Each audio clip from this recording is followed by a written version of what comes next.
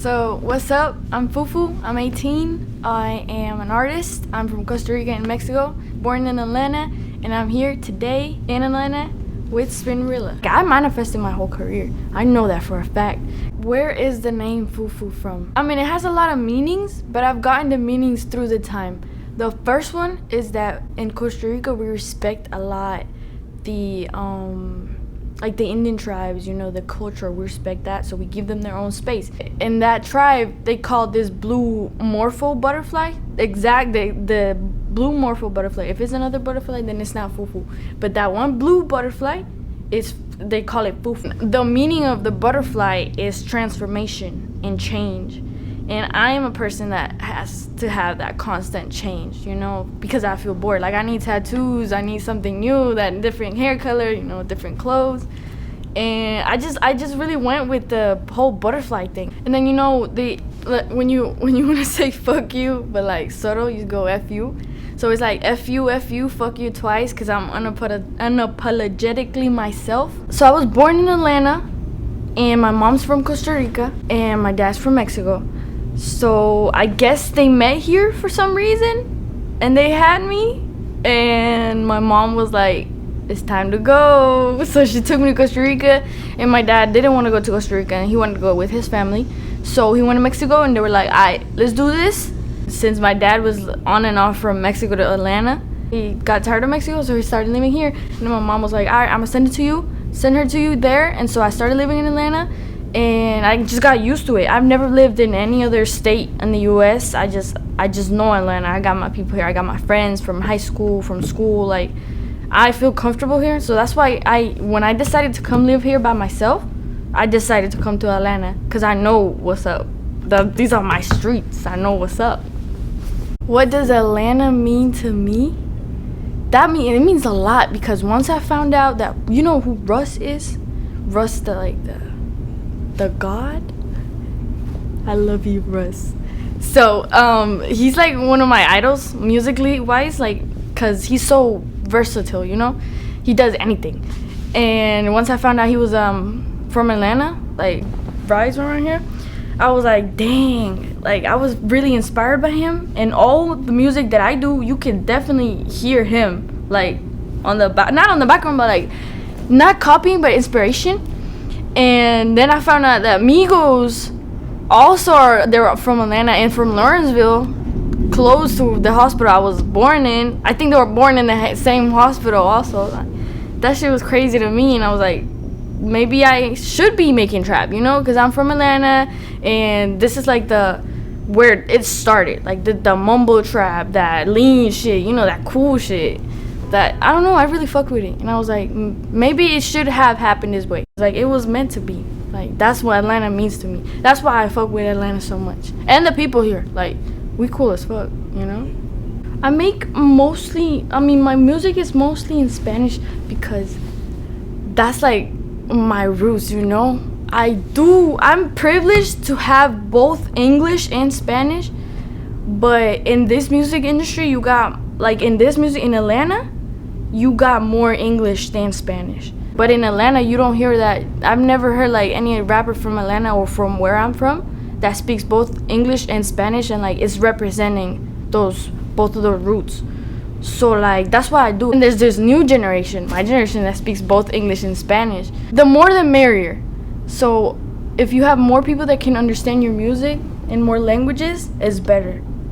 And that's why I prefer like more in Spanish, but mostly because I want to take the roots out there, make it more trap in Spanish. Yeah. Okay, so the story behind this new single that I just dropped is called Complicado, which is complicated. And anybody that has experienced love, at least true love, the love that you choose to be with that person every day, not only because you love them, but also because you probably are the only person they have. You have each other, and like you're supposed to support each other, and you choose to be with each other every day, not leave each other's side. And it gets complicated sometimes, very complicated. You start looking at them as a priority, and you lose yourself. You really do. And this song is just basically like telling that person that we got time. I'm not gonna leave, but if things keep going the way they are, if somebody's putting more than what the other one's like putting, it's not gonna be like, it's gonna be over. Like, it's a warning, and also a cry for help. Like, come on, like, look at me, I'm still here, and you should value that. It was produced by 10X. It was written by me, and the producer and I, we were talking about, I was going through a breakup when I was making that song, and 10X and I are really close. Like, that's why I make hits with this dude. I make hits. He's really cool. Shout out to 10X. And I went into the studio and he played a lot of beats, a lot of sappy beats that I was like, dude, I really don't want to make something sappy, you know? I want to make something like, I'm done with this dude. Like, I want to, like, you know, throw some shade. But he was like, no, just listen. And then this one beat, I started mumbling and I started making the little melody, te pido que escuches, no te, and that shit was like, that shit got in my head, and he was like, yeah, you gotta keep that. And so I started writing, I got it all out. We sent it to all my managers, and they were like, we're gonna drop this. Like, this is fire, like, we gotta drop this. That's what I realized. Like, music is energy. Like, the energy you put in a song, that's the energy people are gonna feel. It was a cool process because it was like therapy for me. Te pido que escuches, no te estoy hablando. Pa' mí se pone serio cuando estoy cantando. Te pido que luches, ya me estoy cansando. Aunque la verdad no, porque te estoy rogando. So that hook, dude, I want to cry. That hook is, it basically says, I'm telling you, I'm asking you to listen. I'm not speaking, I'm singing. And when I'm singing, it's serious. That's the first part. And then the second part, it says, I'm asking you to fight because I'm getting tired. But not really, because look at me, I'm begging here in the song. So it's like, I'm telling you what's up, but I'm also giving you the solution, you know?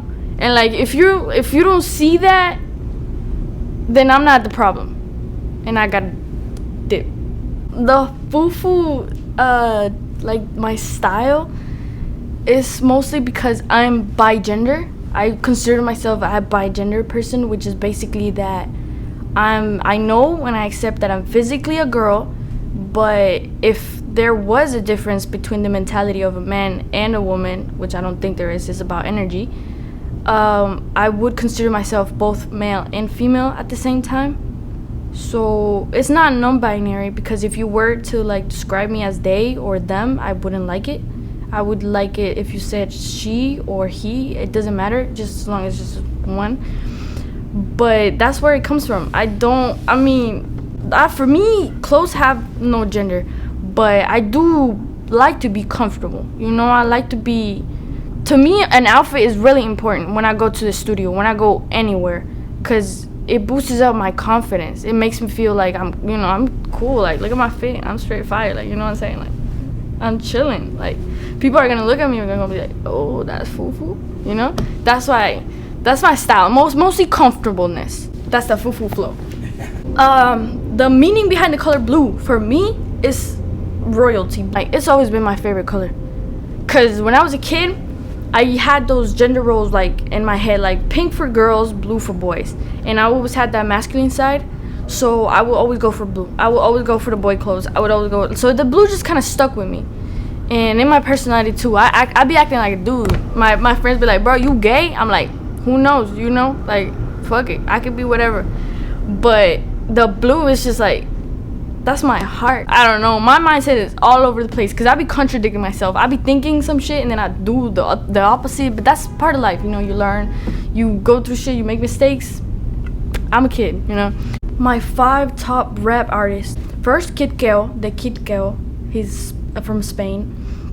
Then Young Sarria, and then Logic, and then Kyle, and Russ. What encouragement could I give the people that are starting this? It doesn't matter if you don't have the resources. I started making music on my phone, on my closet. I would put my headphones in, tie it to a little coat hanger, put the little microphone there, and I could get the microphone right here, and I would sing on GarageBand, and I would record my own songs. Just put your art out there. It doesn't matter if it sounds shitty, if you got like good lyrics, if you got a good beat. It doesn't matter. keep this in your head. If you would not change, like if you would not switch lives with that person, don't take their advice. That's all I'm gonna say. I'm gonna put it out there, and if you wouldn't switch lives with that person, don't take their advice. Alright, if you're doing it for the money, if you're doing it for the fame, then I can't help you with that. ¿Qué pedo? Soy FUFU y estoy aquí en Spinrilla, en Atlanta, y espero que les gusten estas preguntitas que me hicieron. Está cabrón. Saludos. FUFU.